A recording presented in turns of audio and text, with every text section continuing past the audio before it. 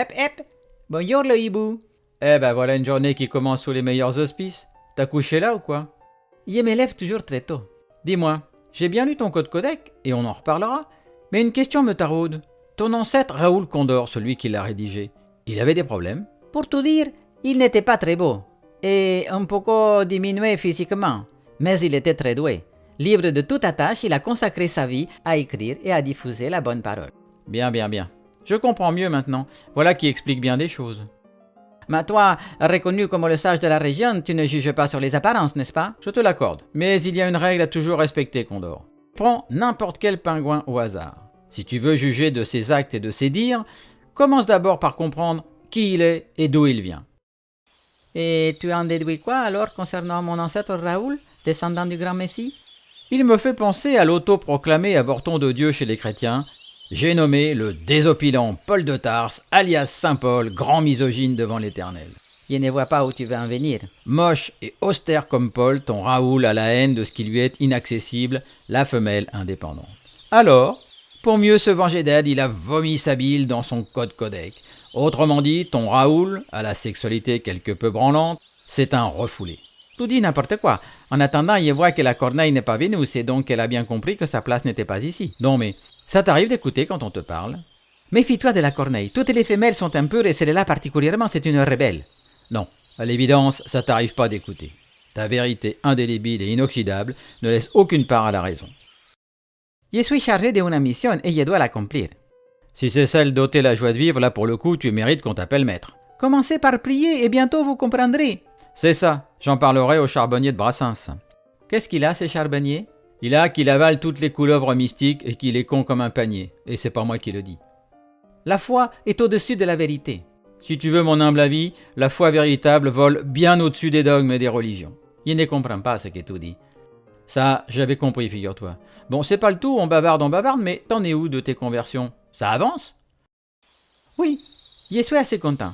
Assez content, c'est mou du genou tout ça, ça manque de mordant. On peut savoir où si c'est pas indiscret, au poulailler, aux os? Au zoo, oui, un peu. Plutôt chez les perroquets, ils adorent répéter les versets du code codec.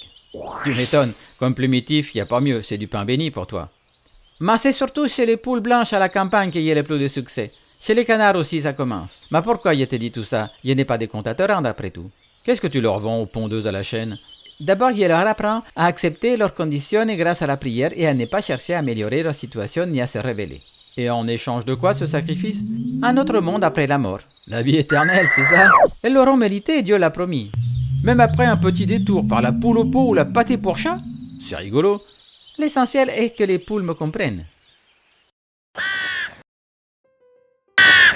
Va de rétro, femelle lubrique dégénérée, sans foi ni loi. Non mais il est vraiment frappadingue ce volatile. Il doit avoir les gonades qui lui compriment les méninges. C'est un diagnostic récurrent chez les abstinents.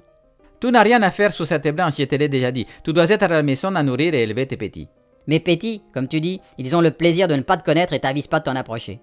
Et puis Condor, sauf le respect que je ne te dois pas, sur ma branche, je choisis et j'accueille qui je veux, et jusqu'à ce que je change d'avis, tu ne fais pas partie du peuple élu. Il disait quoi avant que j'arrive, ce pue la mort? Que les poules en batterie ont de la chance.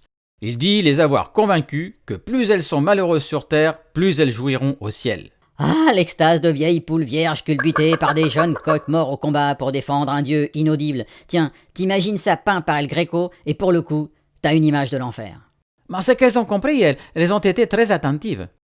Il faut savoir qu'à ce jour, il n'y a aucun appareil qui réussit à mesurer le quotient intellectuel des poules de batterie. Pour te dire, c'est de l'ordre du très fin. Paraîtrait qu'on leur a mis des plumes pour ne pas les confondre avec les salades. Même les végans en mangeraient au petit déjeuner, pour te dire. Et à quoi vois-tu qu'elles te suivent, ces poulettes? Je vois bien qu'elles adhèrent à tout ce que je leur explique. Ce regard attentif, ça ne trompe pas. Je leur dis, soyez confiantes, soyez confiantes. Ouais, à la fois con et fiante. T'es pas loin de les traiter de sous-merde. En ça, finalement, tu restes fidèle à l'image de la femelle que donne ton code codec. Et les autres livres, d'ailleurs. Quand vous verrez les nombres d'adeptes croître à l'infini, vous vous sentirez bien seul. Ça, je demande à voir, et franchement, le doute m'habite, comme disait l'autre. Mais tu ne m'as pas répondu. Qu'est-ce qui te fait croire qu'elles adhèrent à ton discours? Plus je leur parlais, plus je les entendais, une rumeur d'abord lointaine, puis grandissante, puis envahissante, à vous donner la chair des poules. Vrai? Ah dis donc, raconte Condor, tu sais que tu deviens passionnant tout à coup. Qu'est-ce qu'elle disait? Allez, te fais pas prier.